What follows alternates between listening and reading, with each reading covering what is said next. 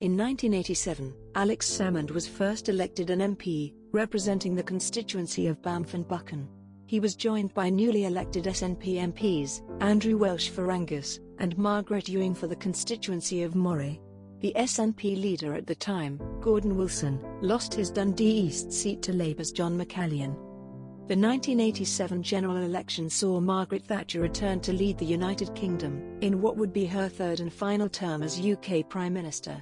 With England voting overwhelmingly to return a Conservative government, the picture in Scotland was very different. The Tories won only 10 seats, with Labour on 50, the SDP Liberal Alliance on 9 and the SNP a poor fourth with only 3 MPs. Gordon Wilson remained leader of the party, during which time Jim Sillars confounded political commentators by winning the 1988 government by-election for the SNP. Gordon Wilson stood down in 1990, to be replaced by Alex Salmond. As the new leader of the SNP, Alex Salmond formulated his plan for how the SNP could deliver independence for Scotland. Its strategy was simple and ambitious. The SNP had to set about replacing the Labour Party as the dominant force in Scottish politics.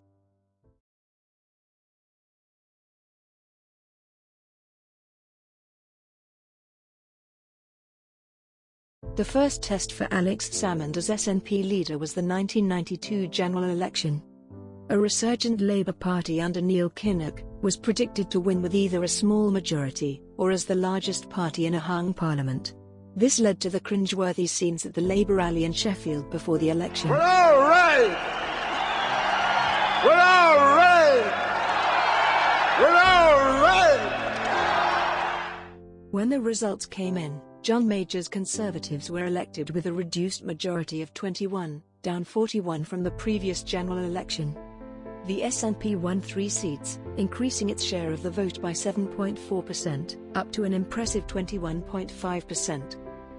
Replacing the Lib Dems in terms of vote share. The SNP MPs elected were Alex Salmond for Banff and Buchan, Margaret Ewing for Moray, and Andrew Welsh for East Angus. Ian Davidson of Labour won the Govan seat from the SNP's Jim Sillars. This prompted Sillars to call Scottish people 90-minute patriots. Having failed to win the general election, Neil Kinnock stood down as leader of the Labour Party. He was replaced by Shadow Chancellor John Smith, the MP for North Lanarkshire. Sadly, John Smith died after suffering a fatal heart attack on the 12th of May 1994. He was succeeded by Tony Blair, who rebranded the Labour Party as New Labour, and abolished Clause 4, the commitment to nationalisation, signalling the start of Labour's shift to the political right. The 1997 general election saw a landslide for Tony Blair and New Labour.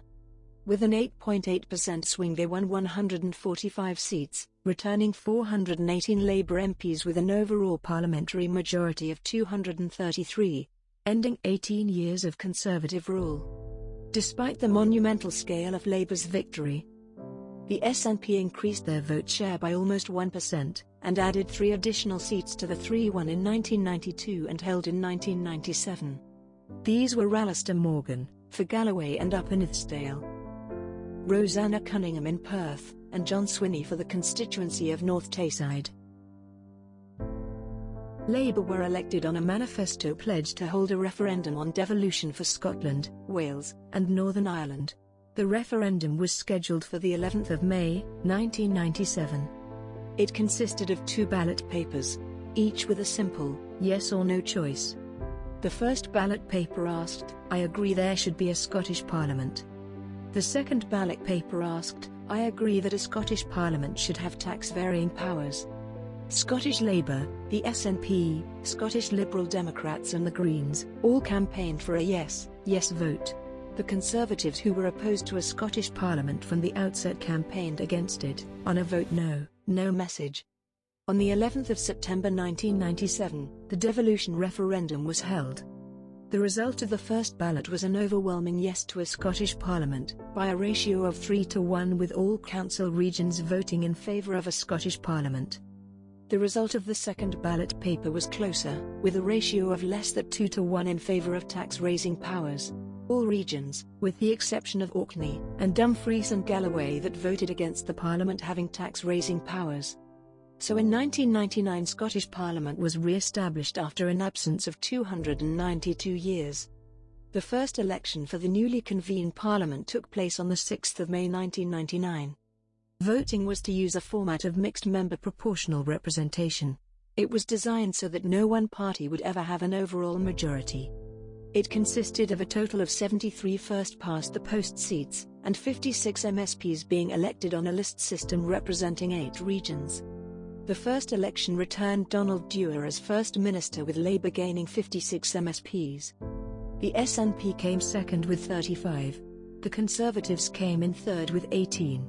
The Liberal Democrats fourth with 17, and the Greens, and Tommy Sheridan's Scottish Socialists, each picking up 1 MSP.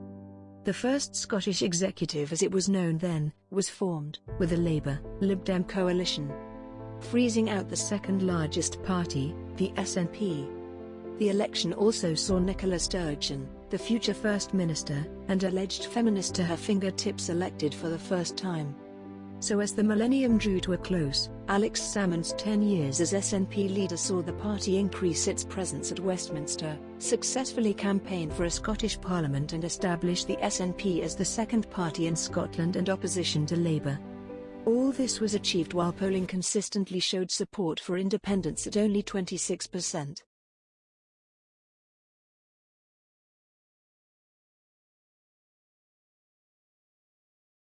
In 2000, after a series of fallouts with high-profile party members, Alex Salmond stood down as leader of the SNP. He was replaced by the gradualist John Swinney, a man whose lack of charisma was matched only by his lack of ambition to advance the cause of Scottish independence. Under his leadership, the SNP fought the 2001 general election with an insipid campaign.